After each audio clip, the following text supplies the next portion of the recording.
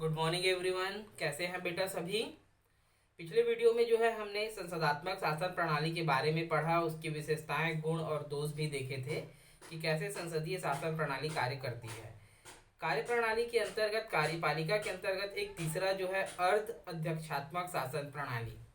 कुछ देशों में जो है अर्ध अध्यक्षात्मक शासन प्रणाली लागू की गई है और ये किस प्रकार कार्य करती है इसके बारे में हम पढ़ेंगे। चलिए देखते हैं।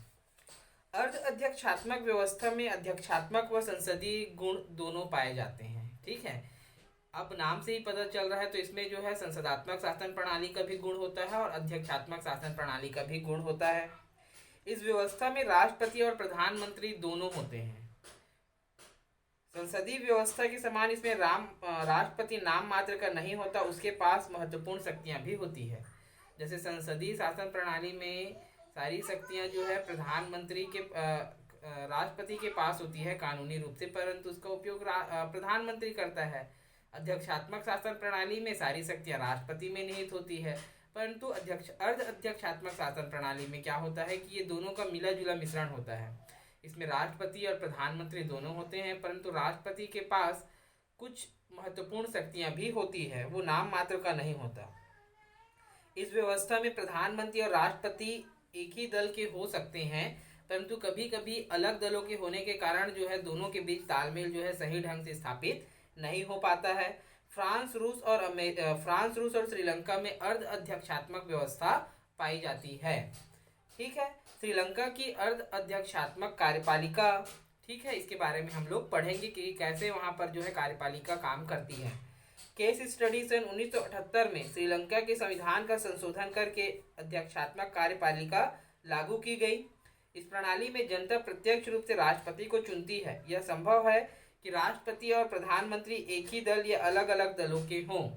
ठीक है, क्या हुआ है कि 1978 में श्रीलंका के संविधान में संशोधन किया गया और अर्ध अध्यक्षात्मक शासन प्रणाली अपनाई गई, जिसमें राष्ट्रपति का जो निर्वाचन होता है वो जनता के द्वारा प्रत्यक्ष मतदान प्रणाली के द्वारा होता है। हालांकि इसमें राष्ट्रपति और प्रधानमंत्री जो है दोनों एक ही दल के भी हो सकते हैं। ठीक है, क्योंकि ये प्रत्यक्ष निर्वाचन प्रणाली है तो एक ही दल से जो है प्रधानमंत्री और राष्ट्रपति के दावेदार होते हैं और दूसरे दलों के भी होते हैं, तो जरूरी नहीं है कि एक ही दल के चुने जाएं। अलग अलग दलों के राष्ट्रपति और प्रधानमंत्री भी चुने जा सकते हैं और एक ही दल के भी चुनाव प्रधानमंत्री जो है जीत सकता है और राष्ट्रपति भी जीत सकता है। संविधान राष्ट्रपति को व्यापक शक्तियां देता है। राष्ट्रपति संसद में बहुमत वाले दल के सदस्यों में से प्रधानमंत्री चुनता है। यद्यपि मंत्रियों के लिए संसद का सदस्य होना अनिवार्य है, लेकिन राष्ट्रपति प्रधानमंत्री और दूसरे मंत्रियों को हटा सकता है। ठीक है, राष्ट्रपति जब चुनाव जीतता है उसके बाद जो भी सत्ताधारी दल है, अर्थात जिस दल को बहुमत प्राप्त होता है, उस बहुमत प्राप्त दल के नेता के रूप में प्रधानमंत्री की नियुक्ति की जाती है। प्रधानमंत्री जो है अन्य मंत्रियों की नियुक्तियों जो है संसद के सदस्य होने पर करता है, लेकिन राष्ट्रपति प्रधानमंत्री और दूसरे मंत्रियों को हटा सकता है। राज्य का निर्वाचित प्रधान और सशस्त्र सेनाओं का प्रधान सेनापति होने के अतिरिक्त राष्ट्रपति सरकार का भी प्रधान होता है। ठीक है भाई, राज्य का निर्वाचित प्रधान और सशस्त्र सेनाओं का प्रधान सेनापति होने के अतिरिक्त राष्ट्रपति सरकार का भी प्रधान होता है, अर्थात ये सेना के अपने जो भी है उसका हेड ऑफ चीफ तो रहता ही है, साथ ही साथ जो है जो भी सरकार बनी हुई है उस सरकार का भी वो प्रमुख होता है, क्योंकि उसके पास ये अधिकार है कि वो संबंधित सत्तारूढ़ दल के प्रधानमंत्री और अन्य मंत्रियों को भी उसके पद से हटा सकता है। राष्ट्रपति 6 वर्ष के लिए चुना जाता है और उसे संसद की कुल सदस्य संख्या के 2/3 बहुमत से पारित प्रस्ताव के द्वारा ही हटाया जा सकता है। ठीक है, इसमें एक डिफरेंट है। भारत में जो है राष्ट्रपति और प्रधानमंत्री के लिए 1/3 बहुमत का होना आवश्यक है कि राष्ट्रपति को यदि उसके पद से हटाना है, महाभियोग लगाना है, तो लोकसभा और राज्यसभा में 1/3 बहुमत से यदि वो पास होता है तब जो है उसे उनके पद से हटा सकते हैं। लेकिन यहाँ पर जो है 2/3 बहुमत से जो है क्या होगा कि राष्ट्रपति को उसके पद से हटाने के लिए कुल सदस्य संख्या का 2/3 बहुमत के आधार पर यदि कोई भी आरोप जो है वो पास होता है तो राष्ट्रपति को उसके पद से हटा सकते हैं और इनका कार्यकाल 6 वर्ष का होता है। देखिए, अलग अलग देश में अलग अलग प्रणाली है। अमेरिका में राष्ट्रपति का कार्यकाल 4 वर्ष का होता है, जबकि भारत में 5 वर्ष का, श्रीलंका में 6 वर्ष का।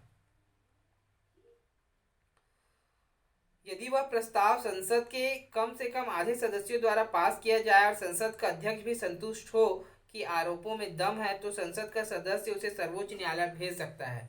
यदि मान लो वो 2/3 बहुमत से पास नहीं होता है, लेकिन यदि ये लगता है कि वो संसद के आधे से अधिक सदस्य और जो संसद का अध्यक्ष है वो भी संतुष्ट हो कि राष्ट्रपति के ऊपर जो आरोप लगाए गए हैं वो सभी आरोप सही हैं, तब क्या किया जा सकता है कि इस जो केस है या इस अभियोग है उसको जो है क्या किया जा सकता है, राष्ट्रपति सर्वोच्च न्यायालय के पास भेजा जा सकता है। श्रीलंका के राष्ट्रपति और प्रधानमंत्री की स्थिति भारत से कैसे अलग है?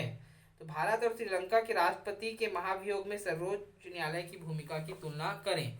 ठीक है, तो भारत सर्वोच्च न्यायालय में जो है अलग प्रणाली है, और तुलना अगर हम करते हैं तो हमारे यहाँ राष्ट्रपति के पास महत्वपूर्ण शक्तियाँ नहीं है, सारी शक्तियाँ जो है प्रधानमंत्री के पास है, और राष्ट्रपति प्रधानमंत्री को हटाने की शक्ति है, लेकिन जब संसद में वो अविश्वास प्रस्ताव हासिल होता है तब जो है राष्ट्रपति जो है प्रधानमंत्री को हटाता है। परंतु यहाँ पर राष्ट्रपति का निर्वाचन जो है प्रत्यक्ष रूप से होता है, जबकि हमारे यहाँ अप्रत्यक्ष एकल संक्रमणीय मत प्रणाली अपनाई जाती है। आगे अभी हम लोग इसके बारे में पढ़ेंगे।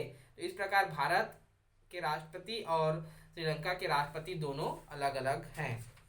ठीक है बेटा, तो ये थे श्रीलंका की अर्ध अध्यक्षात्मक शासन प्रणाली।